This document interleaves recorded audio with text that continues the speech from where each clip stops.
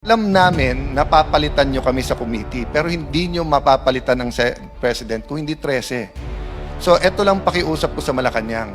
Kumuha kayo ng isa pang senador para sa special session, bumaba na ako bilang Senate President para wala na tayong problema pare-pareho, pero para masunod yung konstitusyon. Kung pwede lang, Senator Amy, na bumaba ako today, Chairman, Senator Robin, gusto ko nang bumaba today as Senate President. Ang problema, I have a duty to the Filipino people and to the Philippine Constitution. Ang nakalagay, until your successor is elected.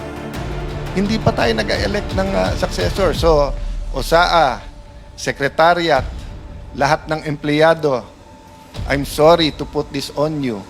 Not at the penalty of dismissal or cases. Hindi po ako ganun magtrabaho. Konsensya nyo.